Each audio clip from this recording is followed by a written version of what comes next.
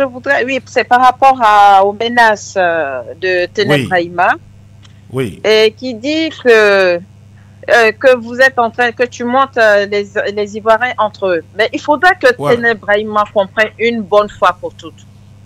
Les Ivoiriens ne sont pas... Mais comment vous considérez les Ivoiriens?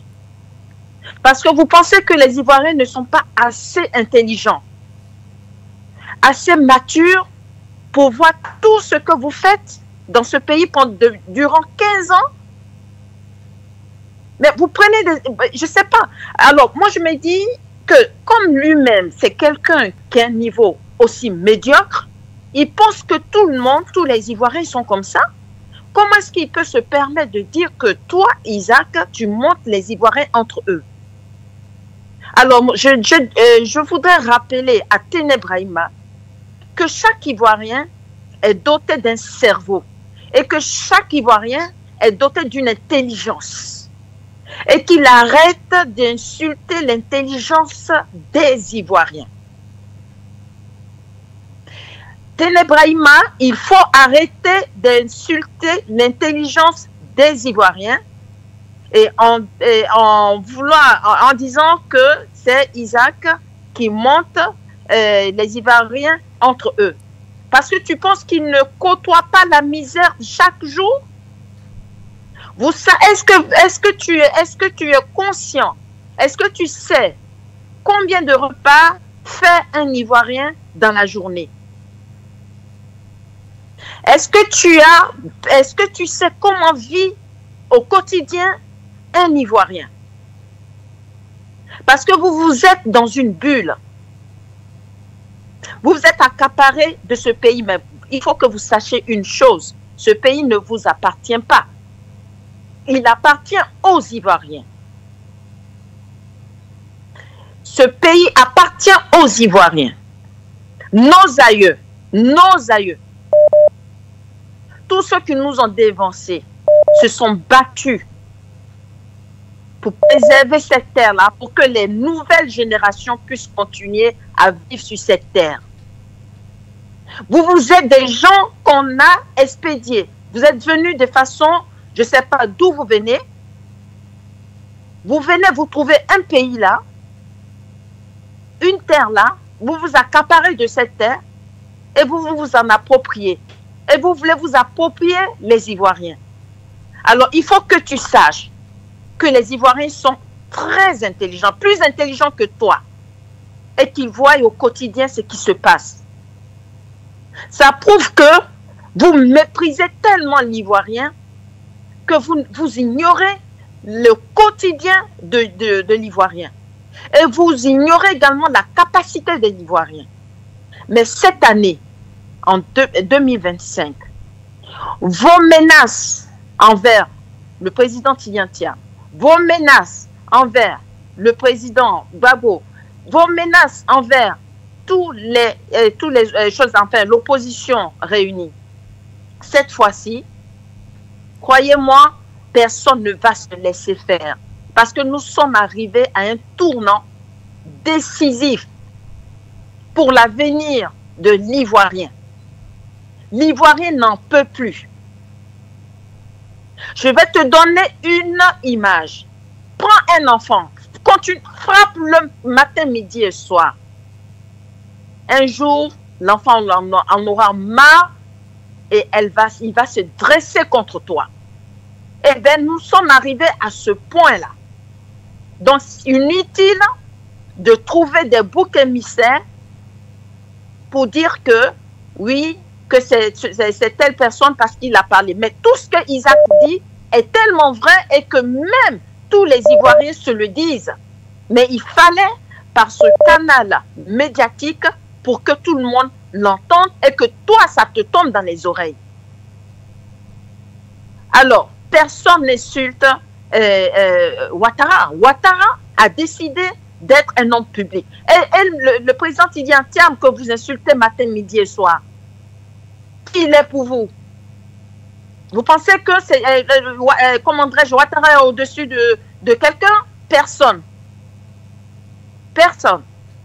Et croyez-moi, préparez-vous, vous avez les armes. Mais chaque jour, nous faisons un rapport qu'on dépose à la CPI. Et votre nom, ton nom s'y trouve. Parce que tu as empoisonné pas mal de gens. Et ton nom s'y trouve. Et à chaque fois, chaque acte que vous allez poser sur un Ivoirien, nous allons déposer cela à la CPI. Et il faut que tu saches que chaque chose a un début, il y a un milieu et il y a une fin. Et la fin est arrivée pour vous. Ça, il faut que vous le compreniez. Donc, inutile de prendre en otage ce pays, notre pays. On veut changer, on veut le changement radical pour que l'Ivoirien se sente mieux chez lui. Pour que l'Ivoirien arrête de prendre la Méditerranée pour venir souffrir comment dirais-je, en Europe. C'est ce qu'on veut arrêter. Et on a besoin d'un vrai dirigeant qui prend en compte les préoccupations du peuple et qui vit avec le peuple et qui gouverne pour le peuple. Vous êtes une bande de voleurs qui continuez à piller ce pays en ignorant le peuple. Alors ne vous étonnez pas, quand le peuple va se dresser contre vous, venez avec vos kalachnikovs, venez avec vos fusils, mais nous, vous allez voir comment les choses vont se passer. Frère Isaac, j'en ai fini. C'est un message pour cet individu. Monsieur Téné Brahima, voilà, le sbire de son père, Alassane Dramane Ouattara. Voilà. Maintenant, il y a des menaces aussi qui sont proférées contre le président Thiam. Le prétendu commandant supérieur de la gendarmerie nationale dit qu'il ne pourra pas assurer la sécurité du président Thiam au cours de l'élection, disons, de la campagne électorale à venir. Ce sont des intimidations aussi à l'encontre du président Thiam. Il avait dénoncé sur le plateau de la télévision française. Quel impact ces déclarations, voilà, telles que ce que nous voyons là de ce commandant de la gendarmerie peuvent avoir sur le président et puis sur l'avenir politique même de la Côte d'Ivoire? Il faudrait que ce gouvernement en place, y compris Dominique Faure-Leroux, parce que celle-là, il ne faut pas la mettre de côté, hein.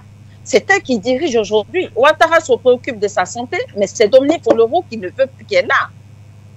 Alors, il y a un truc qu'il faut savoir. À l'époque où le président Gbagbo était au pouvoir, Ouattara, en tant qu'opposant, avait une sécurité. Il avait même une sécurité privée. Parce qu'il n'avait pas confiance à la sécurité d'État. Et Gbagbo a toléré tout ça.